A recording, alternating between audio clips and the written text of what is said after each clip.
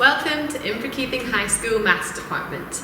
Today we're going to be looking at simplifying ratios.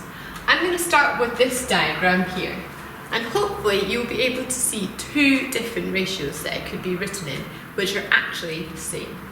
So looking at the diagram as a whole, I can see that I have 6 squares and 4 circles. So my ratio of squares to circles is equal to 6 to 4. However, you can also see that if I was to split this diagram in two, I would have a ratio of 3 to 2. Because each of these individual diagrams show the same ratio.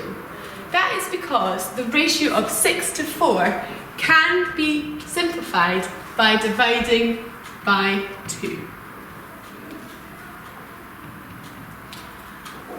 So let's talk a little bit more about the process of simplifying a ratio.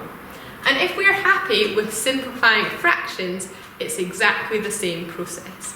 Because what you're going to do to one side of the ratio, you must also do to the other. So looking at this first ratio A, I can see I have the numbers 6 and 2. Now knowing my times tables, I know that 2 also goes into 6. So I can start by just dividing this ratio by 2.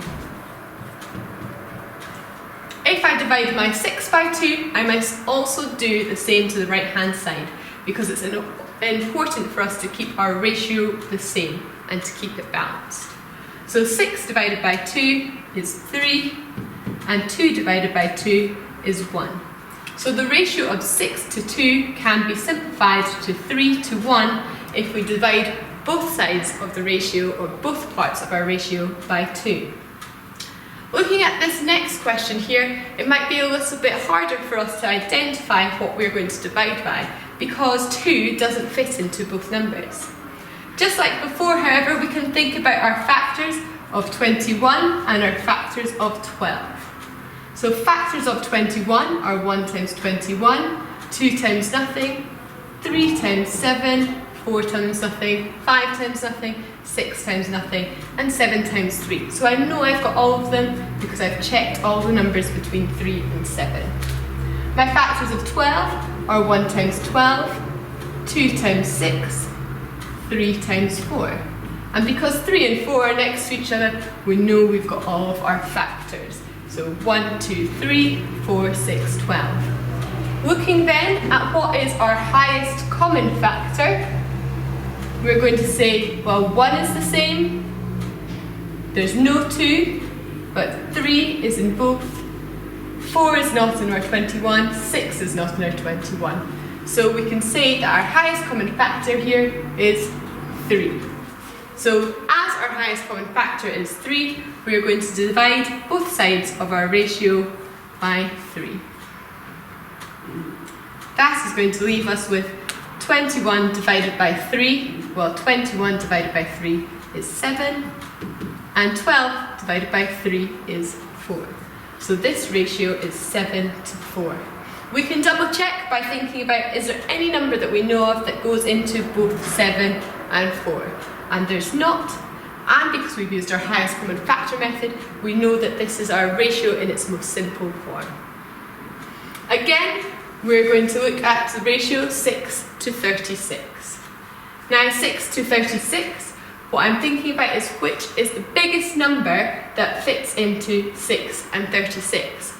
Well, I know that the number 2 fits in there, so I could start by dividing by 2. However, I know that there is a bigger number that fits into both 6 and 36, and that is the number 6 itself.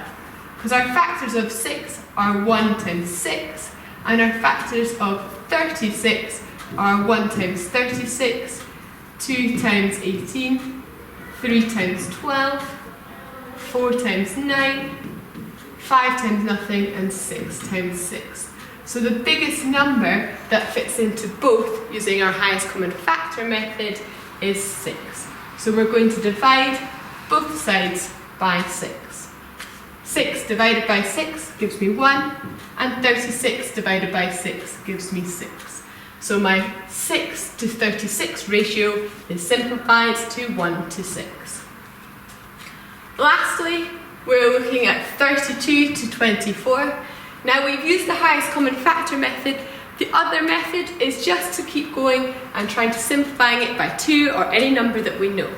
So looking at this, I know that both of these are even, so we're dividing them both by 2.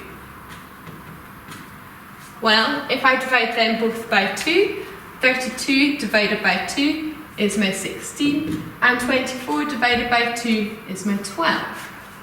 I can also recognise that 4 goes into both 16 and 12.